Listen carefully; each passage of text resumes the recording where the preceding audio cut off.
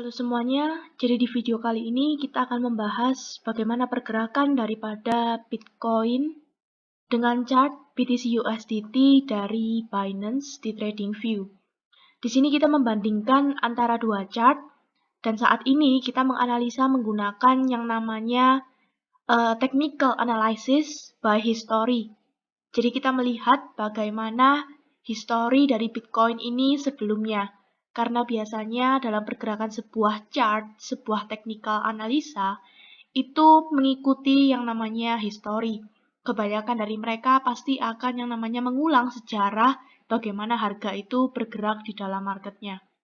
Maka dari itu, technical analysis itu juga bisa dilakukan berdasarkan historinya.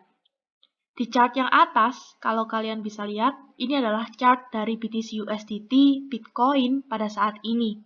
Pada saat ini kita berada di angka 45.560 sekian. Ini adalah sekarang dan chart yang di bawah itu adalah kondisi BTC USDT di tahun 2019 hingga di tahun 2020.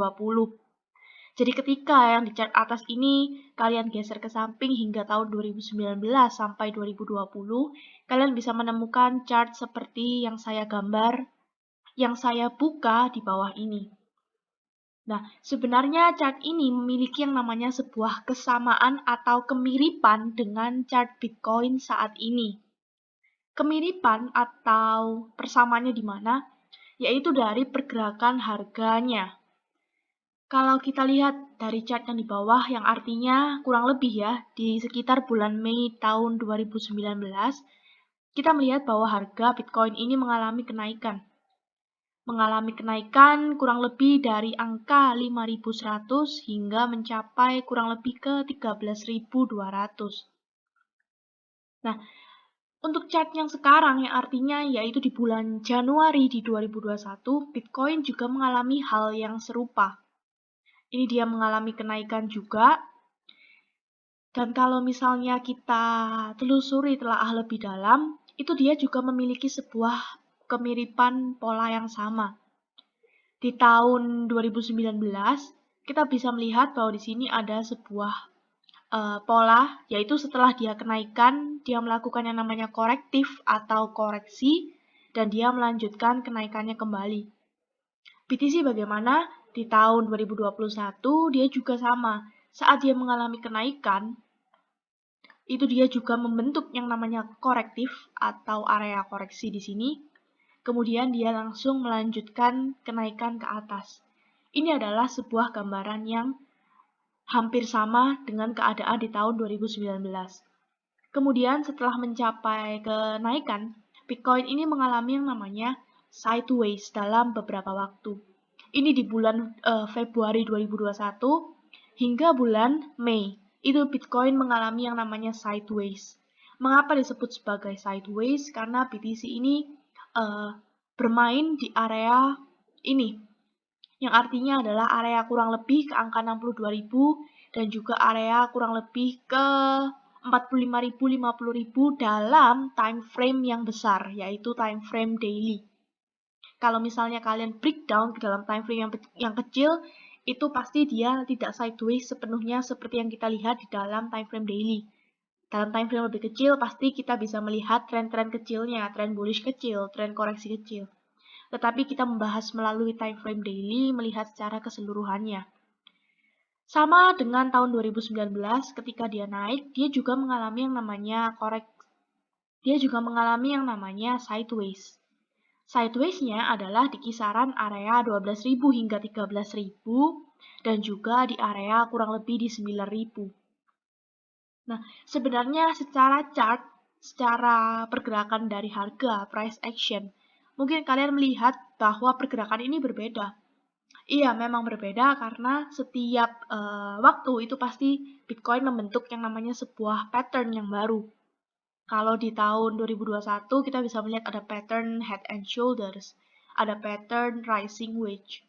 Kalau di tahun 2019 kita breakdown lagi, itu dia tidak membentuk yang namanya HNS maupun rising wedge. Dia bermain di area sideways Kemudian setelah sideways, dia melanjutkan penurunan dan sideways kembali. Untuk BTC di tahun 2021 bagaimana? Juga sama. Artinya sama adalah bukan sama 100%. Kalau saya mengatakan dia turun, dia sideways, bukan berarti di tahun 2019 dia mengikuti pola yang sama persis seperti ini, bukan. Tetapi secara keseluruhan kita bisa menyimpulkan bahwa areanya seperti sideways, naik, turun, itu bisa kita simpulkan bahwa itu adalah histori yang sama. Ketika sideways, saat dia keluar dari area sideways ini, dia langsung turun. Dan dia membentuk yang namanya new sideways di bawah. Ini adalah area beberapa bulan lalu kita sempat berada di sini dengan penuh keraguan apakah harga ini bisa breakout atau breakdown. Karena pada saat ini kita juga bisa lihat banyak sekali yang namanya fake breakout, fake breakdown yang terjadi di BTC. Kemudian di tahun 2019 gimana? Ketika dia keluar dari area sideways-nya, itu dia sempat mengalami penurunan juga.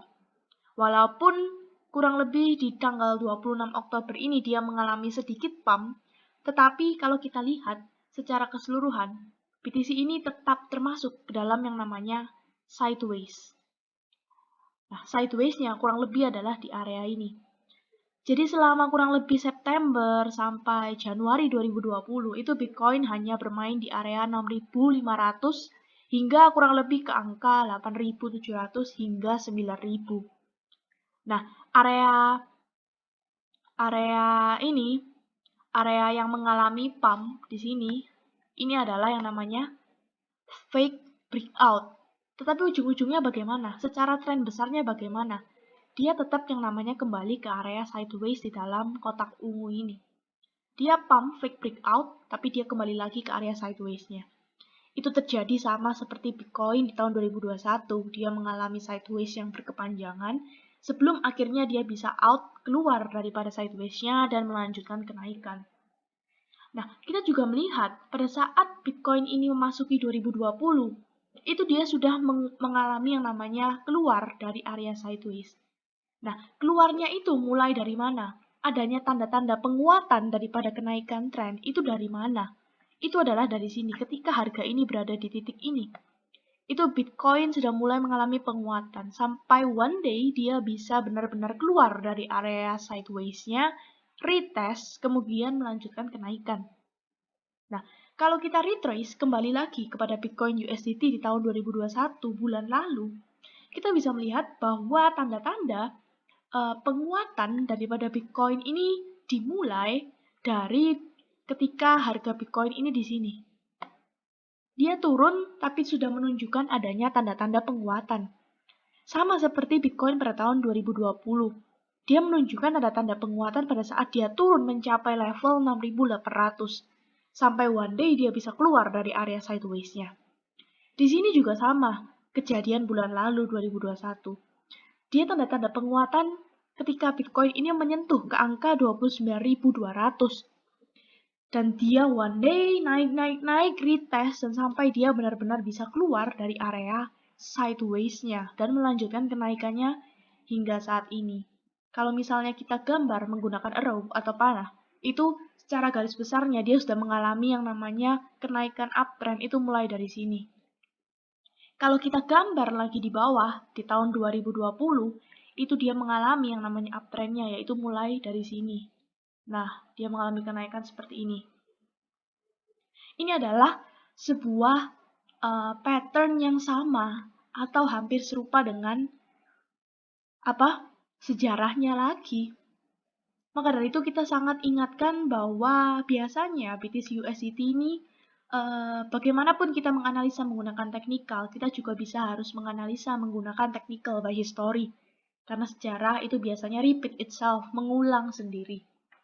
Nah, kemudian pada saat ini Bitcoin mengalami yang namanya crash. Kemarin sempat, beberapa hari lalu pasti kita merasakan yang namanya Bitcoin ini tiba-tiba crash.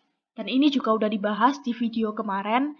Memang juga ada beberapa faktor yang mempengaruhi bahwa Bitcoin ini akan mengalami yang namanya reversal. Didukung juga dengan adanya food yang membuat harga Bitcoin ini lebih cepat untuk mengalami penurunan. Kemarin kalau kita ukur Bitcoin ini kurang lebih mengalami penurunan sekitar 10.000 US dollar. Dari yang awalnya di harga 52,9 itu mengalami penurunan hingga ke angka 42.800 sekian. Itu kurang lebih yaitu adalah 10.000 US dollar. Nah, ini kejadian yang sama juga seperti di tahun 2020. Ketika harga Bitcoin ini menyentuh ke area 10.500, Bitcoin ini mengalami yang namanya penurunan. Penurunannya sebesar berapa? Kita bisa ukur di sini. Nah, kurang lebih penurunannya adalah sebesar 6.780 US dollar. Nah, walaupun tidak sama persis, di kemarin itu kita mengalami penurunan 10.000, di tahun 2020 kita mengalami penurunan 6.700, walaupun tidak 100% sama persis, tapi kita bisa menyimpulkan bahwa kejadian ini adalah dua kejadian yang hampir serupa. Kita juga bisa melihat candle merah panjang.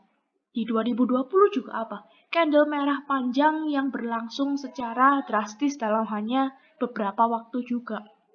Dan ini terjadi dengan sangat cepat. Nah, setelah adanya penurunan di tahun 2020, kemudian dia mengalami yang namanya rebound, dan dia bisa melanjutkan kenaikannya kembali, kemudian sideways, berkepanjangan juga lumayan, dan dia baru bisa mengalami yang namanya rally. Nah, pertanyaannya, apakah Bitcoin saat ini bisa mengulang histori yang ini? Kalau misalnya Bitcoin bisa mengulang histori yang sama seperti tahun 2020, kemungkinan kita akan melihat di akhir tahun sampai di awal tahun depan, Bitcoin ini bisa mengalami yang namanya rally again dan bisa mencapai kurang lebih ke all-time high-nya. Tapi saya ingatkan lagi, semuanya ini adalah disclaimer on. Bukan berarti kita mengatakan bahwa ini pasti terjadi, enggak. Tapi kita hanya bisa menganalisa, memberitahukan kepada kalian info ini jika Bitcoin ini memiliki kesamaan dengan historinya. Kalau misalnya ini benar terjadi, mungkin Bitcoin one day ketika dia sudah selesai untuk melakukan koreksinya, entah dia sekarang masih mau melakukan penurunan, kurang lebih ke angka 1,2, kemudian ke angka support-support selanjutnya yang kalian bisa cek di video sebelumnya, udah dijelaskan berbagai macam kemungkinan daripada BTC ini yang bisa terjadi atau koreksinya akan berlanjut penurunannya itu sampai mana. Ketika dia selesai melakukan yang namanya koreksi, apakah dia bisa mengikuti seperti 2020? Jika bisa, itu adalah pertanda bagus buat kita. Dia bisa melanjutkan kenaikannya sideways dan bisa melanjutkan kenaikannya hingga mencapai all-time high-nya. Kurang lebih, kalau misalnya kita gambarkan seperti tahun 2020, ketika dia turun, kemudian dia rebound, dia melanjutkan kenaikan. Kenaikan tidak bisa langsung kenaikan seret, naik langsung ATH, nggak bisa. Dia pasti yang namanya ada sideways, lalu dia ada turun dulu, ada sideways lagi, baru dia bisa one day melanjutkan kenaikan lagi ke atas. Nah, ini adalah salah satu kemungkinan yang bisa terjadi apabila kita melihat BTC USDT ini by historinya.